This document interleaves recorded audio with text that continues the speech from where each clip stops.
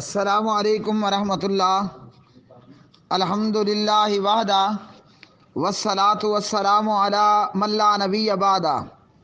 پیارے بھائی غفران، سوال آپ نے بھیجا، یہ پوسٹ ہدایہ کتاب الصلاۃ میں سے وَإِن سَبَقَتِ الْحَدَثُ بَعْدَ التَّشَهُّدِ تَوَضَّأَ وَسَلَّمَ لِأَنَّ التَّسْلِيمَ وَاجِبٌ فَلَا بُدَّ مِنَ التَّوَضِّئِ لِيَأْتِي بِهِ وَإِن تَعَمَّدَ الْحَدَثَ فِي هَذِهِ الْحَالَةِ أَوْ تَكَلَّمَ أَوْ عَمِلَ عَمَلًا يُنَافِي الصَّلَاةِ تَمَّتْ صَلَاتُهُ لِأَنَّهُ تَعَذَّرَ الْبِنَاءُ لِوُجُودِ الْقَاطِعِ لَكِنْ لِعَادَةَ عَلَيْهِ لِأَنَّهُ لَمْ يَبْقَ عَلَيْهِ شَيْءٌ مِّنَ الْأَرْكَانِ۔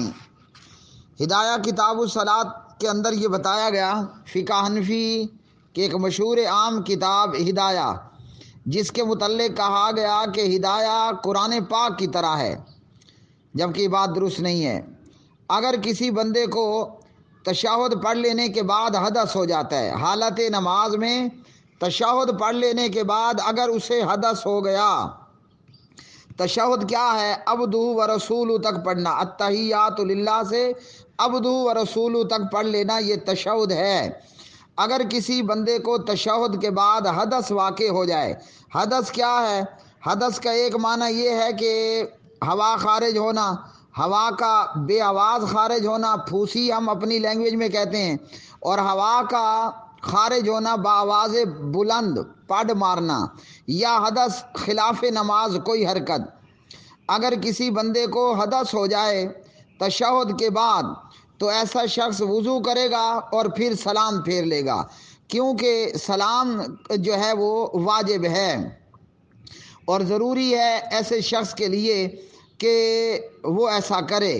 اور اگر کوئی بندہ جان بوجھ کر حدث کرتا ہے، اگر کوئی بندہ جان بوجھ کر حدث کرتا ہے، حدث یعنی وہ ہوا خارج کر دے، بے آواز ہے تو پھوسی، با آواز ہے تو پڑ، اگر کوئی بندہ جان بوجھ کر عمدن حدث کر دیتا ہے، اس حالت میں یا یہ کہ وہ بات کرتا ہے، یا یہ کہ وہ کوئی ایسا عمل کرتا ہے جو نماز کے منافی ہے، اس کی نماز تمت صلاتہ پوری ہو گئی، اس کی نماز مکمل ہو گئی۔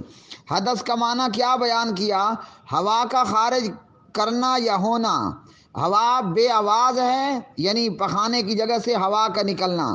اگر ہوا بے آواز ہے تو ہمارے علاقے میں اسے کہا جاتا ہے پھوسی، اور اگر آواز باواز ہے تو پھر اس کو کہا جائے گا پڑ۔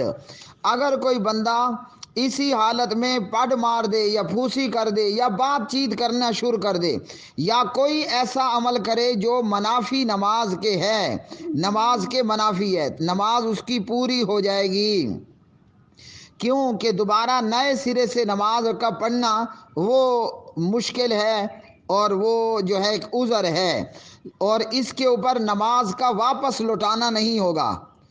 لیکن لا اعادۃ علیہ، ایسے بندے پر نماز، ساری نماز دوبارہ پڑھنا وہ نہیں ہے، کیونکہ اس کے اوپر ارکان نماز میں سے کوئی چیز باقی نہیں۔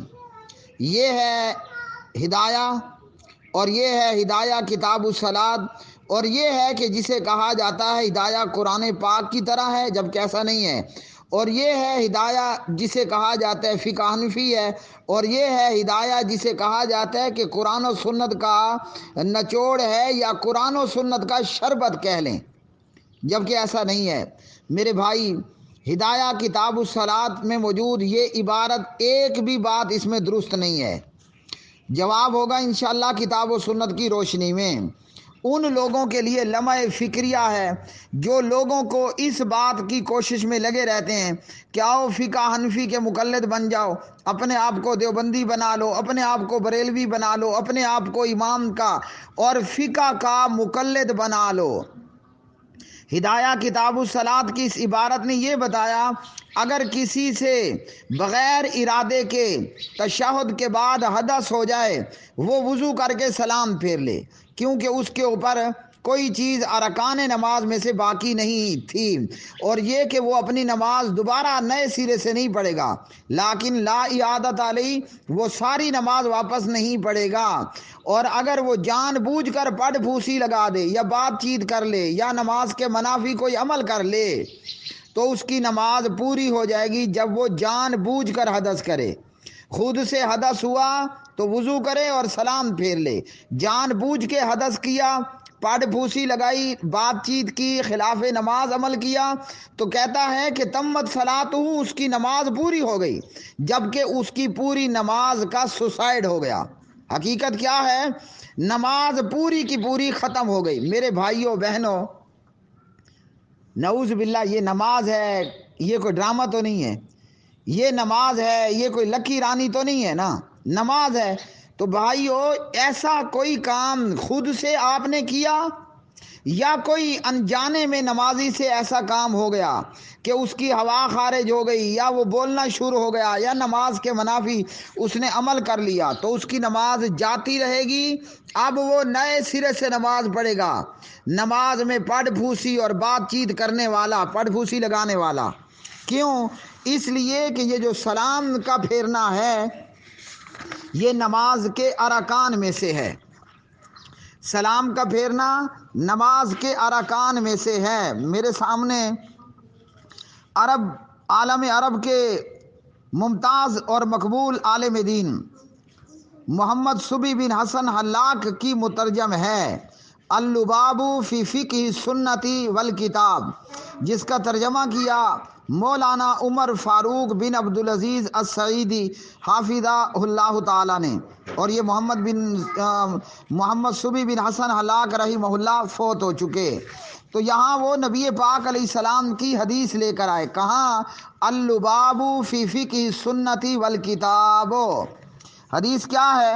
حدیث نبی پاک علیہ الصلوۃ والسلام کا یہ فرمان ہے، اور آپ کا یہ فرمان ذی شان کہاں پر موجود ہے؟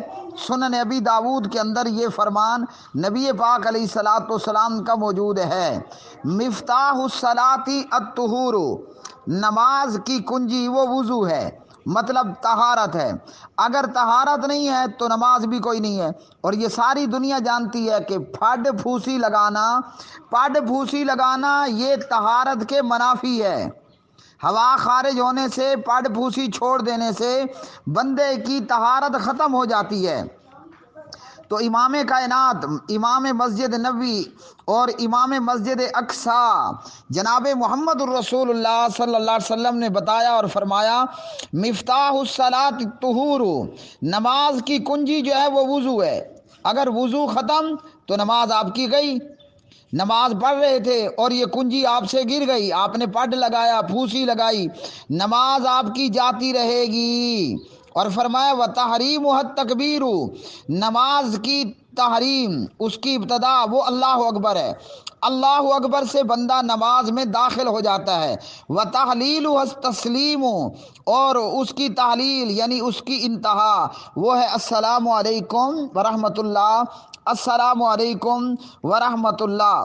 سنن ابی داود کتاب الصلاۃ باب فی السلام حدیث نمبر 996، جامع ترمذی کتاب الصلاۃ باب ما جاء فی التسلیم فی الصلاۃ حدیث نمبر 295۔ نبی پاک علیہ الصلوۃ والسلام کی اس حدیث سے ہمیں کیا معلوم ہوا کہ اللہ اکبر کہنا ارکان نماز میں ہے۔ نماز میں السلام علیکم ورحمۃ اللہ کہہ کر نماز ختم کرنا یہ ارکان نماز میں سے ہے۔ آپ نے اللہ اکبر کی بجائے اگر کہا اللہ بزرگ و برتر، نماز آپ کی کوئی نہیں ہونی۔ اگر اللہ اکبر کی بجائے آپ نے فارسی میں کہا کہ اللہ بزرگ و برتر است، نماز آپ کی نہیں ہوگی، آپ نماز میں داخل ہی نہیں ہوئے۔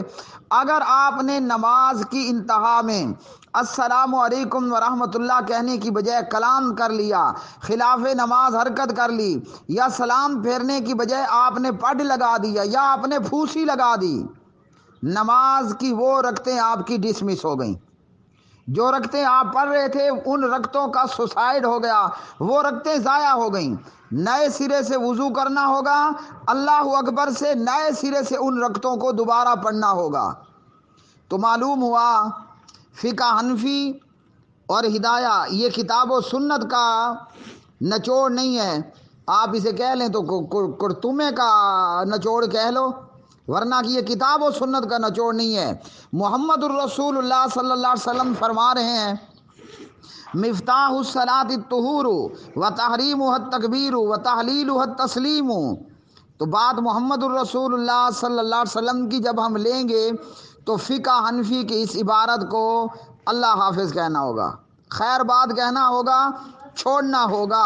اور کوئی بھی شخص اگر اس قسم کی نماز پڑھے گا، اللہ رب رحمان نے اس کی وہ رکعتیں قبول نہیں کرنی جس میں اس نے سلام کی بجائے پڑ لگا دیا، سلام پھیرنے کی بجائے پھوسی چھوڑ دی، یا اس نے کوئی خلاف نماز حرکت کر لی، یا اس نے بات چیت کر لی۔ اللہ کے ہاں وہ رکعتیں اس کی قبول نہیں ہیں، کیونکہ اللہ اکبر کہنا ارکان نماز میں ہے۔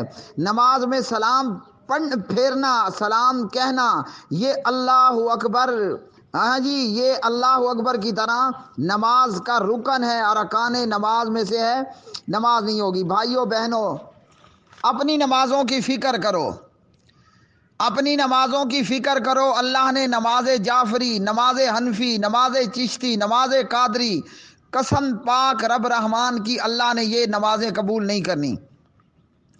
اللہ نے اگر نماز قبول کرنی ہے تو صلو کما رأیتمونی اصلی، نماز محمدی اللہ کے ہاں قبول ہے۔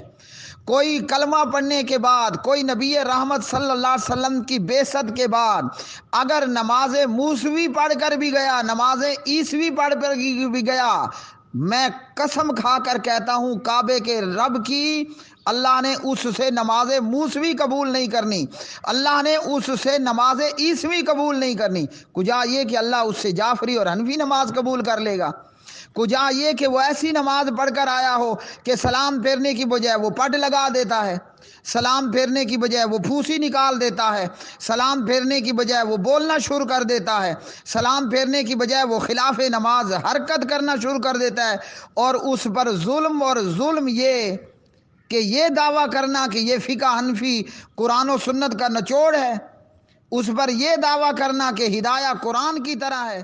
میں بھی پڑھتا ہوں، تم بھی پڑھو۔